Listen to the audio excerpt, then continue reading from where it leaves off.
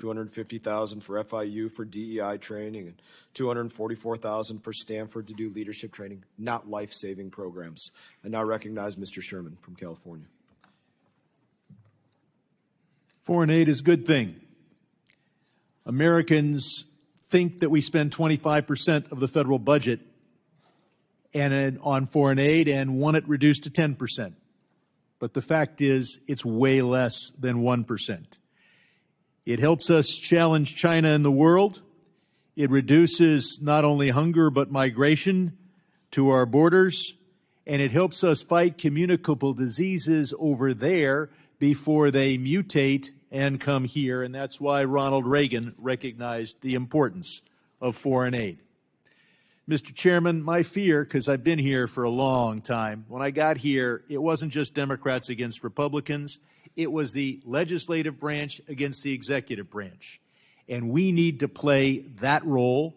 And as the ranking member points out, we need to have government witnesses here so we can talk about the future rather than just be a cheering squad for the executive branch. But I want to bring to your attention, Mr. Chairman, an action taken by the State Department today that was too woke for Sherman.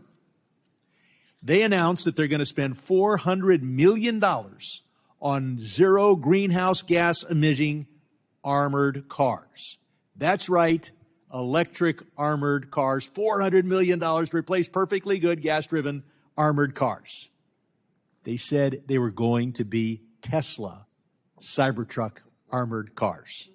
This administration will get too woke for Sherman if it helps the shareholders of the Tesla automobile. There have been a number of falsehoods stated. The biggest one is the $50 million for Gaza condoms. Musk admitted that it was just completely false. He apologized. So that Doge made a mistake. Are we going to terminate Doge? Well, I'd like to, but we're going to terminate Doge because it made one mistake? No. You identify mistakes that are a lot less than $50 million, people want to terminate USAID. Musk statement he should be apologizing for and publicizing because the truth has a tough time catching up with the falsehood. But let's go through a few others. We're told that there's $6 million to fund tourism in Egypt. Mr. Nacios, you would demonstrate how that's a good program. We should give credit to Donald Trump for that program. He started it under his first administration. Now it's being attacked. We're told that circumcision is terrible.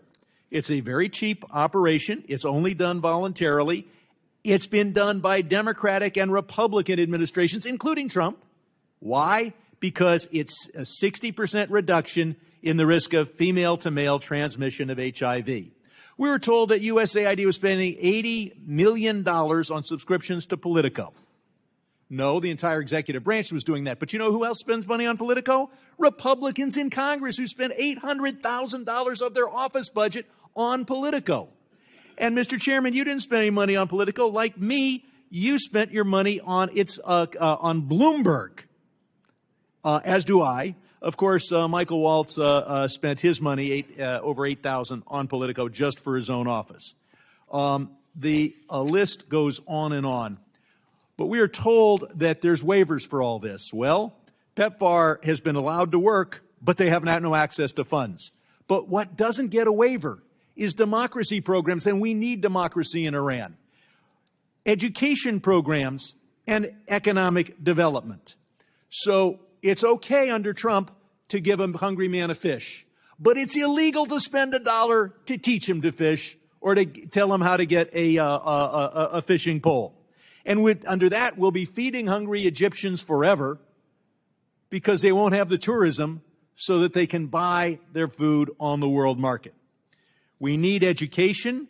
We need democracy. We need economic development. Finally, there's a sad incident. 71-year-old Pei Kao Lau. She was able to survive and flee from Myanmar to Thailand. She was in a camp with over 10,000 people.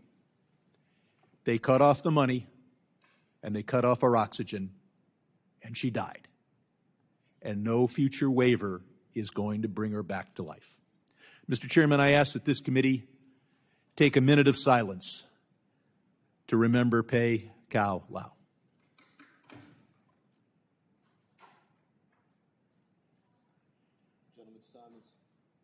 Gentleman's time has expired, and I would also point out that PEPFAR care and treatment, HIV prevention, their PEPFAR programs have been reauthorized for $500 million in